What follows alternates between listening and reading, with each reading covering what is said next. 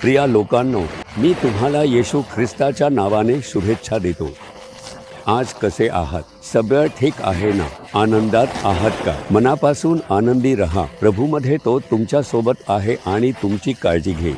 आज तुम्हाला काही अडचण आली असेल, कमतरता भासली असेल, यासाठी काय करावं, त्यासाठी काय करावं, असं काय करावं, मुलांसाठी काय करावं, लग्नासाठी काय करावं, व्यवसायासाठी काय करावं, सेवेसाठी काय करावं, काहीतरी तुमच्यावर परिणाम करणारी एखादी गोष्ट, एखादं काम तुम्हाला दुःखी करतंय का? प्रभू आहेत ना? मग तुम्हाला वाटतं का की त्यांनी तुमच्यासाठी काही करू शकत नाही? स्तोत्रसंहिता 34:10 मध्ये एक भक्त खूप सुंदर गोष्ट सांगतो। परंतु जे परमेश्वरास शोधतात त्यांना कोणत्याही चांगल्या गोष्टींची उणीव पडणार नाही।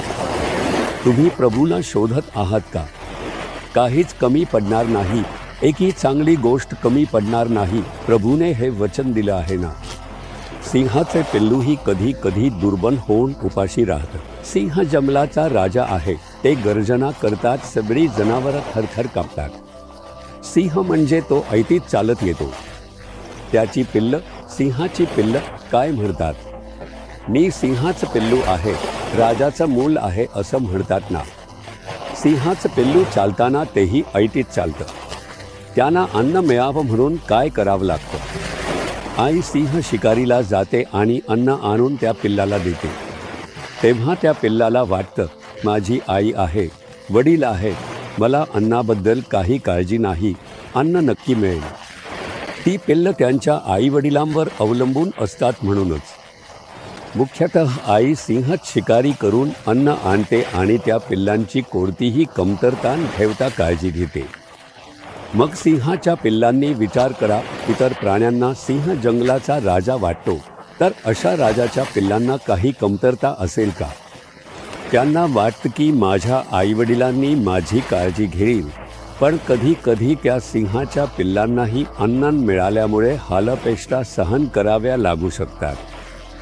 कधी कधी शिकारीला गेल्यावर हरण किंवा दुसरं कोणतेही प्राणी मिळालं नाही तर उपाशी राहण्याची परिस्थिती येते। सिंहाची पिल्लंसुद्धा उपासमारीमुळे खचलेली आणि दुर्बल होऊन राहतात। ती वाट पाहत असतात की आई आपल्यासाठी अन्न घेऊन येईल असं म्हणत। पण परमेश्वराचा शोध घेणाऱ्यांना मात्र कोणतीही कमतरता भासत नाही। प्रभू तुमच्याकडे पाहून म्हणतात, माझ्या मुला, माझ्या मुली, तुला कशी कमतरता भासू शकते? आकाश आणि पृथ्वी निर्माण करणारा देव मीच आहे। मी तुझ्यासाठी सर्व काही दिलं, माझं प्राणसुद्धा अर्पण केलं, माझं रक्त सांडलं। तुझ्यासाठी मी माझ्या हातपायांवर जखमांचे निशाण स्वीकारले आहे। मी तुला माझं मूल केलं आहे, मग तुला कशी कमतरता भासू शकते? पण तरीही कमतरता आहेच ना। यासाठी कर्जाचं संकट आहे, पैशाची गरज आहे, एक अत्यावश्यक काम आहे, ही कमतरता आहे असं तुम्हाला वाटतं का? परमेश्वर काय म्हणतो? माझ्या मुलांना काहीही कमतरता नाही असं तो म्हणतो।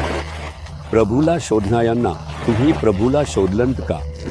तुम्ही शोधलंत तरच कमतरता राहता जगता येईल। तुम्ही शोधलंत तरच तो तुमच्या कमतरता पूर्ण करू शकतो। प्रभूला शोधता फक्त मी प्रभूचं मूल आहे, प्रभूचं मूल आहे असं म्हणत राहिला, पण प्रत्यक्षात प्रभूला शोधच नाही तर मग तुमच्या आयुष्यात पूर्णता कशी येणार? मग प्रभूला शोधच पाहिजे। प्रभूला शोधणं म्हणजे काय? प्रभू म्हणतो, पहाटे मला शोधणारे मला सापडतील। म्हणजे याचा अर्थ काय? पहाटे उठून प्रभूला शोधलं पाहिजे। समजा आई स्वयंपाकघरात काम करत आहे आणि मूल 1 वर्षाचं आहे, ते बेडरूममध्ये झोपलेलं आहे। ते मूल जागे होताच कोणाला शोधेल? मूल जागा झाल्यावर लगेच कोणाला हाक मारतं? ते आईला शोधतं, आई कुठे आहे, आई कुठे आहे असं शोधतं। या घरात इतर कोणीही असलं तरी मूल त्यांच्याकडे पाहून ते हसले तरी ते आईलाच शोधतं। शोधत शोधत ते किचनपर्यंत जाईल, खोलीत शोधेल आणि आई दिसल्याबरोबर त्याचा चेहरा अगदी फुलून येतो। पाहिलं का तुम्ही? तुम्ही स्वतः पाहून बघा, त्या मुलाचा चेहरा अगदी आनंदाने फुलतो, हात हलवायला लागतो आणि आनंदाने बोलायला सुरुवात करतो। मग त्या मुलाला उठल्याबरोबर असं वाटत नाही की आई त्या घरातच आहे, ती आपल्यासोबतच आहे। तो चेहरा शोधत राहतो आईचा चेहरा पाहायचाच असतो, तसंच येशू आपल्यासोबतच आहे. आपली मुलं म्हणजेच ते आपल्यासोबतच राहतात. पण सकाळी त्यांना शोधायलाच हवं ना. पहाटे त्यांच्या चेहऱ्याचा शोध घ्यायला हवा. तुला दर्शन घ्यायचं आहे, तुझा आवाज मला ऐकायचा आहे. तेव्हा जेव्हा आपण बायबलच्या वचनावर ध्यान करतो, या वचनाच्या माध्यमातून आपण प्रभूच्या अधिक जवळ जाऊ शकतो. या वचनाच्या माध्यमातून प्रभू आपल्याशी बोलू शकतो. आपण वाट पाहत प्रार्थना करत राहिलो आणि त्याची स्तुती करत राहिलो तर त्याचं उपस्थिती आपल्याला भरून टाकेल. तेव्हा आपण त्याला पाहू शकतो. आपल्या आत्मिक डोळ्यांनी त्याचं दर्शन घेऊ शकतो. आपल्या आत्म्यात आपण त्याचं उपस्थिती अनुभवू शकतो. मग हा अनुभव आपल्या आयुष्यात आवश्यकच आहे. सकाळी उठून केवळ कर्तव्य म्हणून बायबल वाचून प्रार्थना करून निघून जाणं हे पुरेसं नाही. आपण त्याच्या उपस्थितीचा खरा अनुभव घेणं गरजेचं आहे. आपण त्याला अनुभवून त्याची स्तुती करून त्याच्यात आनंद मानायला हवा. तो माझ्या सोबत आहे ही जाणीव. अशा प्रकारे जर आपण प्रभूला शोधलं तर कोणतीही चांगली गोष्ट आपल्याला कमी पडणार नाही. आज सकाळी तुम्ही त्याला शोधलं का? सकाळी बरेच लोक काय शोधतात माहिती आहे का? मोबाईल शोधतात. मोबाईल उचलून त्यात काय आलंय ते शोधतात. मेसेज आलाय का ते पाहतात. यात काय आलंय, हे आलंय का, ते आलंय का असं शोधत असतात. पण तुम्ही सकाळी काय शोधता? थोडं विचार करून बघा. प्रभू पाहतोय तुम्ही काय शोधता ते. मी याच्यासाठी तिच्यासाठी माझं प्राणही दिलं, त्यांना माझी मुलं केली. पण सकाळी माझा चेहरा शोधायचं सोडून मोबाईल शोधतायत, त्यात काहीतरी शोधतायत असं पाहून तो प्रभू काय विचार करत असेल नाही का? ते देवाला किती दुःख देत असेल याचा विचार करून बघा. आपण आपल्या प्रभूचा शोधन घेता, त्याच्या चेहऱ्याचा शोधन घेता दुसऱ्याच गोष्टी शोधत राहतो. म्हणूनच आपण कमतरतेत जगतो. म्हणूनच आपल्या आयुष्यात कमतरता आहे. पण सकाळी उठून त्याचा शोध घ्या. एखादी गरज आली तर तुम्ही लोकांना शोधू नका.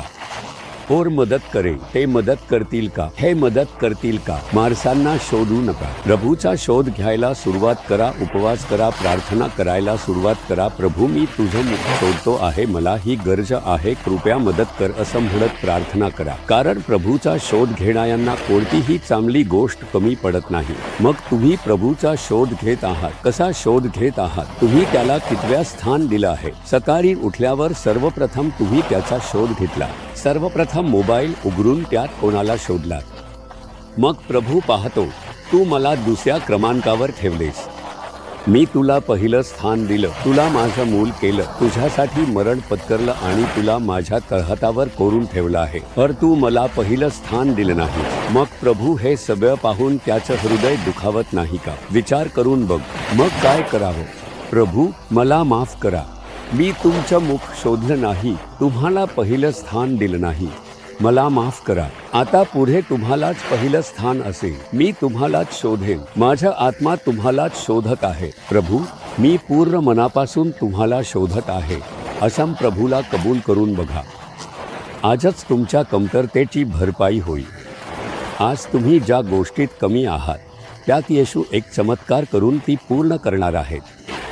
एकही चांगली गोष्ट कमी पडणार नाही. तुमच्या कमतरतेची भरपाई होईल. तुम्ही विश्वास ठेवता का? हर कमतरता नसताना आनंदात आणि खुशीत राहण्याचं कारण काय माहितीये का? किती गरजा आहेत. माझ्या वैयक्तिक गरजा आहे, कुटुंबाच्या गरजा आहे, सेवेसाठी गरजा आहे. इतक्या लोकांमध्ये 400 पेक्षा जास्त लोक पूर्णवेळ सेवेत आहेत. किती गरजा असतील ना. पण तरीही कोणत्याही गोष्टीबद्दल चिंता नाही, ओझ नाही, कारण प्रभू सर्व काही सांभाळतात. तू आनंदाने चालतोस का? एकदाही या गरजा थांबल्या नाहीत, निराश झालेल्या नाहीत किंवा गोंधळून गेलेल्या नाहीत. असं कसं शक्य आहे? मी सर्वप्रथम त्यालाच शोधतो, त्याच्या चेहऱ्याचा शोध घेतो. मी त्याच्याशी सगळं बोलतो. तो म्हणतो मुला घाबरू नकोस, मी सांभाळतो, तू तुझं सेवाकर्म करत राहा. हाच आहे येशू. म्हणूनच त्याच्यासोबत चालावं, त्याच्यासोबत जगावं. या अनुभवात तुम्ही यावं असं मी तुम्हाला सांगतो. तुम्हीही त्या अनुभवात या. आज सांगा हृदयावर हात ठेवून, प्रभू सर्वप्रथम तुला शोधलेला माझा पाप मला माफ कर. तुझं मुख शोधण्याऐवजी मी इतर गोष्टींमध्ये लक्ष घातलं, मला माफ कर. आता पुढे मी पहाटे उठून तुझं मुख शोधेन, तुझ्याशी बोलेन. तुझा आवाज मला ऐकायचा आहे, तुझं सान्निध्य मला अनुभवायचं आहे. माझ्या सर्व कमतरता तू पूर्ण करशील. प्रभू मला आनंद मिळेल. तुमची उपस्थिती नेहमी माझ्यासोबत राहो. येशूच्या नावाने आमेन आमेन.